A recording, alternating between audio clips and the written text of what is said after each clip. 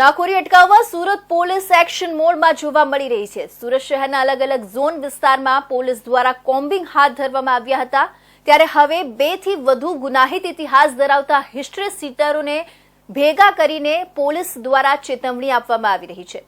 આ સાથે જ ક્રાઇમની દુનિયા છોડીને સારા રસ્તે જવા માટે પણ સમજ આપવામાં આવી રહી છે। સુરત પોલીસ ઝોન 4 વિસ્તારમાં આવતા પાંડેસરા, ખટોદરા, અલથાણમાંથી 2 થી વધુ ગુનાહિત ઇતિહાસ ધરાવતા હિસ્ટ્રી શીટરોને પોલીસે એક જગ્યા પર હોલમાં ભેગા કરવામાં આવ્યા હતા। 100 જેટલા હિસ્ટ્રી શીટરને ભેગા કરી ડીસીપી ઝોન 4 વિજયસિંહ ગુર્જર દ્વારા હવે ગુનાઓ ન કરવા ચેતવણી આપવામાં આવી હતી। સાથે જ આ તમામ હિસ્ટ્રી શીટરોને સમજ આપવામાં આવી હતી કે તમે ક્રાઇમ કરો તો તમારા પરિવાર અને અન્ય જે નુકસાન થઈ રહ્યું છે તે શું થાય છે। આ સાથે જ સજાओं अंगे पण समझ आपवामां आवी हती।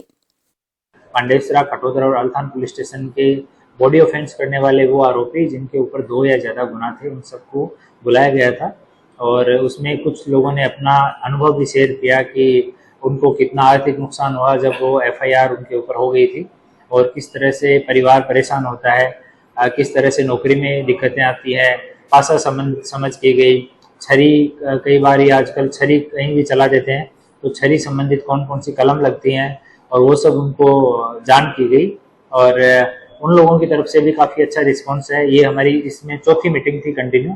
तो इस मीटिंग में जो आने वाले लोग हैं उनके खिलाफ ये इस पीरियड में 6 महीने के पीरियड में अटकायती पगला भी दाखिल नहीं हुआ है।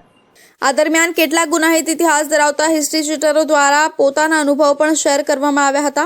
ક્રાઇમની દુનિયામાં આવ્યા બાદ ક્રાઇમ કરવાના કારણે શું નુકસાન થઈ રહ્યું છે તે અંગે પણ જણાવવામાં આવ્યું હતું। કેટલાક આરોપીઓ ક્રાઇમની દુનિયામાં રહેતા અને ગુનેગારોની પણ માહિતી પોલીસ સુધી પહોંચાડી રહ્યા હોવાનું જણાવ્યું હતું। ડીસીપીએ હવે કોઈ પણ પ્રકારના ગુનાહને અંજામ આપશો તો કડક સજા ભોગવવા તૈયાર રહેજો એવી ચેતવણી આપી હતી।